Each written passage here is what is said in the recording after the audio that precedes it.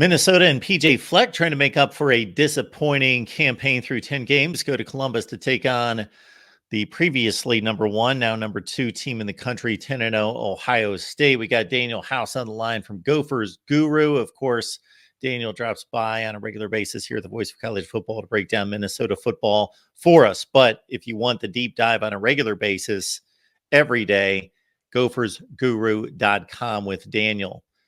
Daniel, we appreciate you stopping by. What's going on? Hey, it's the heart of college football season. November doesn't get any better than this. The races begin.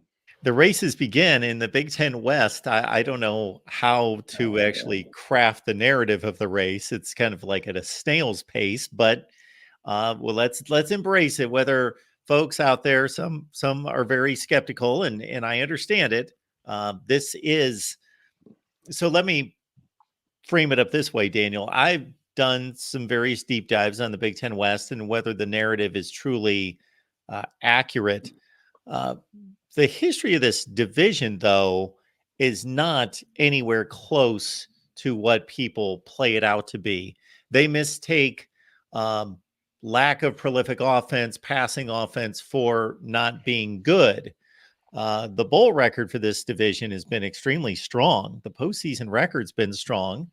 Actually, if you take out the top portion of the Big Ten East and compare the rest of the division, actually going into this season over the 9 years of these two divisions, the Big Ten East only has a 13-game total advantage over the Big Ten West. Now, this season, I have no defense for the division at this point. I'll say this, Daniel, to lead into your perspective on this and where the division stands is 2 weeks ago, as you well know, it was a four-way tie for first place at 3-2. Well, since then, Iowa took care of business the last 2 weekends. The other three teams, Wisconsin, Minnesota, and Nebraska, are 0-6. And they're not just 0-6.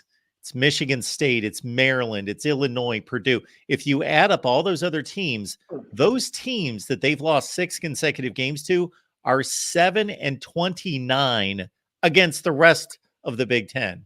That's what it is. It's been a weird year for that. Each week, I don't even know how to project the games because you don't know what's going to happen. Here's my take on this. I believe that the way college football is going right now, these teams that are in the Big Ten West, their depth maybe is not as strong as it used to be because players that are working their way up the depth chart that maybe aren't getting playing time, they're going elsewhere. They're taking other opportunities. People are getting NIL money at bigger programs. Like the depth of those programs is probably not where it typically would be pre-NIL and transfer portal. And that's why I think some of these games are very unpredictable because you don't know what's going on internally.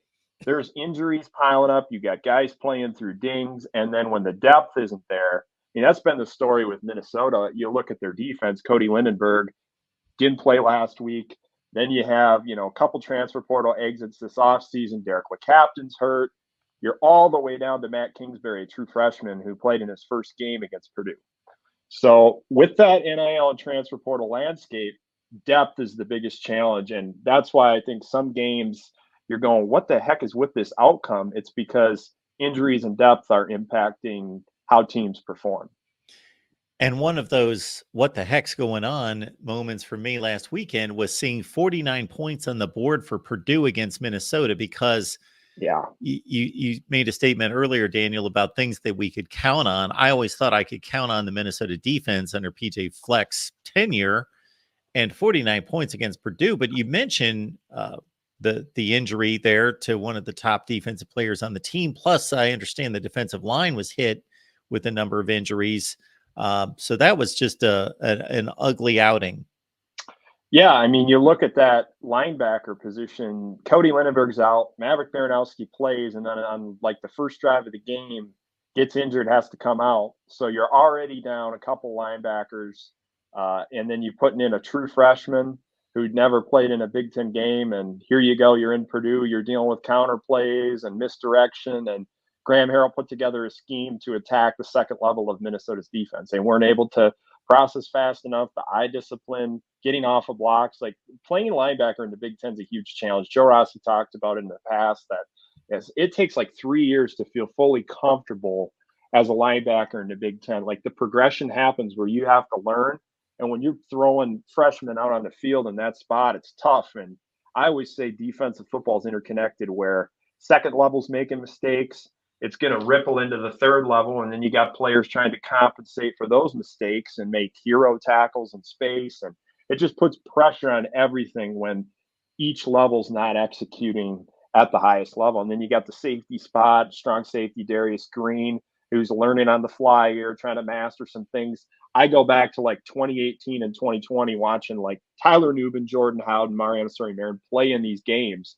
And they struggled early in their career too. They're learning, but Minnesota is saying, hey, we got to get these guys in the game. We have no choice. This is where the depth's at. And you got to live with that as you develop players up and get them in-game experience.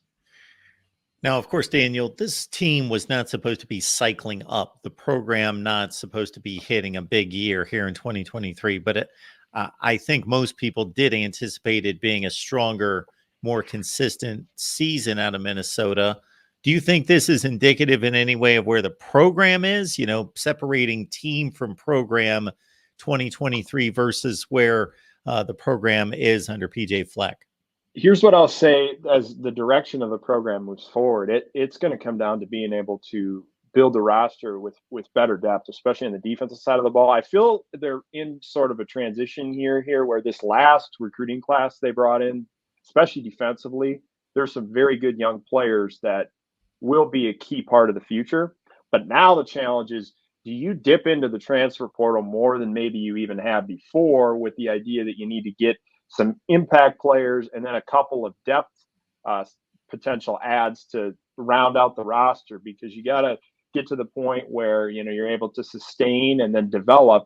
And Minnesota's in a bit of a rut here as they sort of try to figure out what the future of the roster looks like. And that's the big challenge moving forward, is the depth. And I would just say overall consistency, Mark. There's been plays to be made out there, whether it's ball placement problem, accuracy. Drop passes have been an issue throughout games where you got two balls in the end zone in the last two games that were dropped that really altered the flow of the game. So all year it's been details on each side of the ball, which they got to find a way to execute and develop that consistency. And I think that's through just playing these younger players and getting them reps. I mean, Ethan Kaliakmanis, he's played in games at the end of last season, but now it's like you're the leader, you're the face, you're trying to manage everything and read the defense and handle all the rigor of playing quarterback.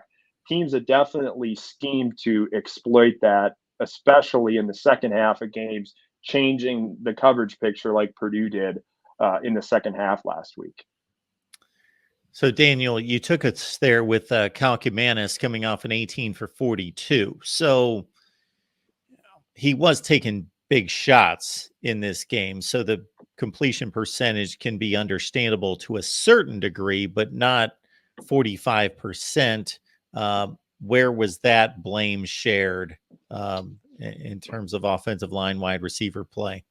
It was a combination of all factors, like balls you want to have back with better ball placement, couple drops, pass protection here or there. It's been that way all year where you can't pinpoint and say, here is one issue with Minnesota. Like it's been scattered throughout where the execution just hasn't been there. And it's consistency on a play-to-play basis, developing the ability to play complementary football in all three phases and playing mistake-free. They just haven't been able to do that this year. It's been one thing or another. And Kaliakmanis hit some downfield shots versus man coverage early in the game in the first half. I mean, they did a nice job of combining some concepts together to get Brevin Spanford involved, hit some shots to Jackson and Chris Bell.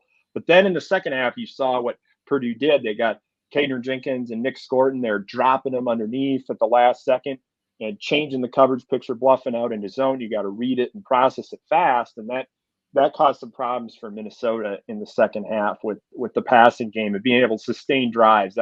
That's been the theme too, Mark, where you get to that second half and you have a couple of 3-and-outs early. The defense is on the field immediately again. Like Minnesota has to play more consistent football in the second half of these games. Put together a full 60-minute performance. They just haven't been able to do that. On a more positive note, it's nice to see the emergence of Tyler Nubin's brother on the offensive side carrying the football Yeah. and really producing some big yardage. So I know that they're not enjoying losing football games, but there's got to be something that they're going to take to the offseason with them to say, that's kind of cool to have him step up in replacing some guys and really producing on that side of the ball. And Daniel Jackson, we knew this is no surprise in terms of his productivity, but he's been the clear number one here.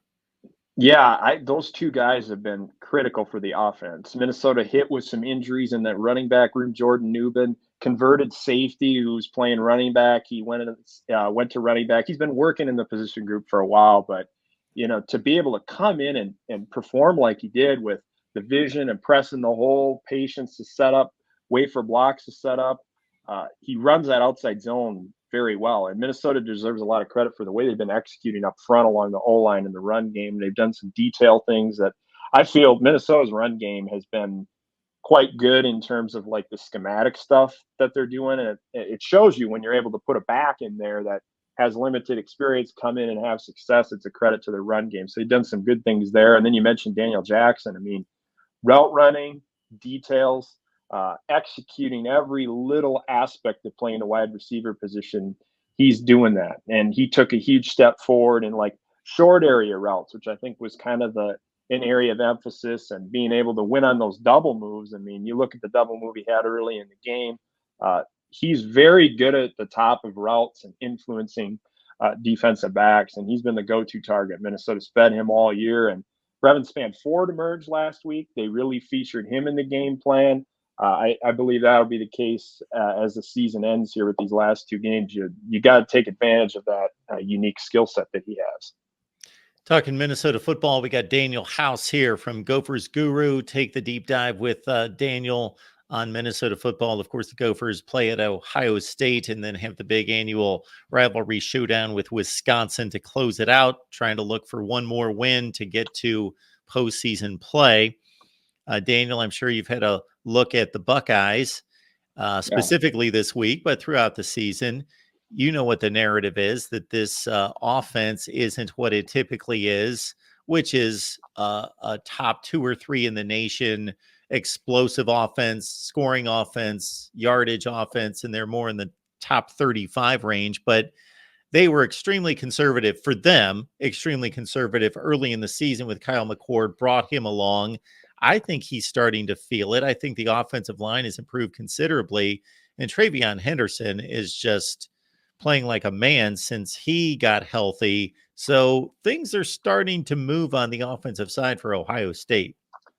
I look at how they set things up over the course of the season. So I was going back watching, their games in order, and you look at how they're able to use orbit motion in the run game and tie it together. So they're running orbit motion, the receivers going behind the quarterback in the back, and they're running this like outside zone lead type of play.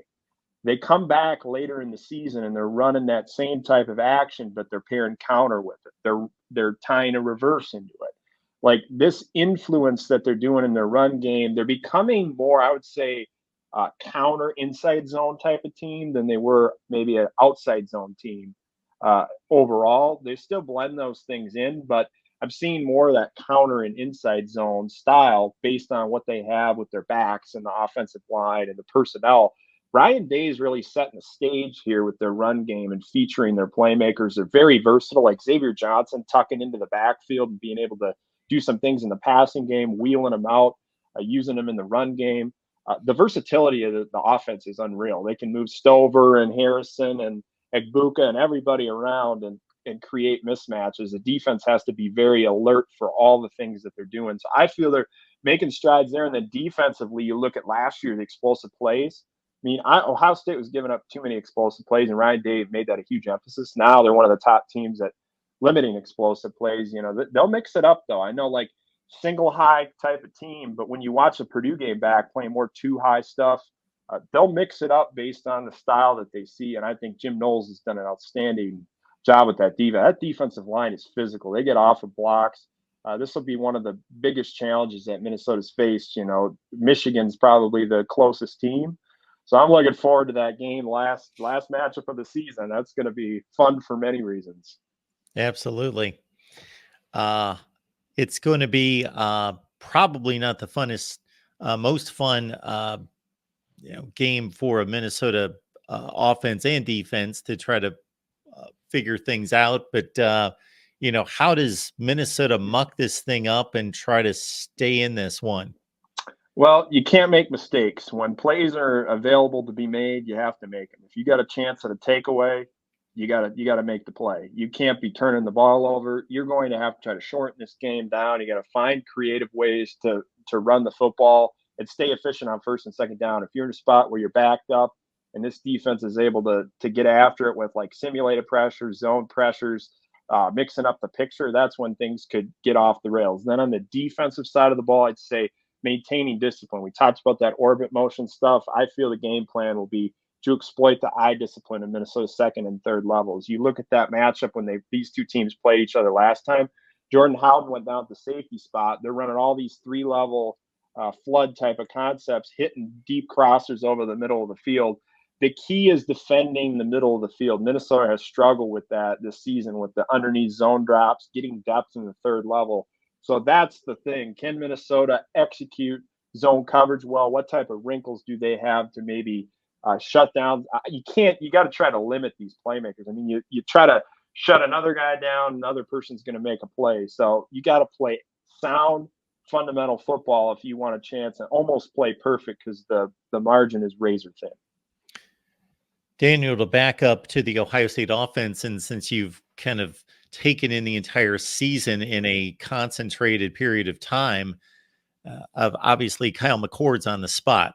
He's got to deliver, and he certainly, in my eyes, even though a lot of people aren't real pleased with the production, he's being compared to C.J. Stroud, who's throwing up 400-yard games in the NFL right now as a rookie. It's ridiculous.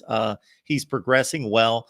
It was a situation that I saw early in the season and others where young quarterbacks typically hold on to the ball too long. He was actually doing the opposite. He had plenty of time in the pocket, and he was checking down, where guys were just on the verge of breaking open.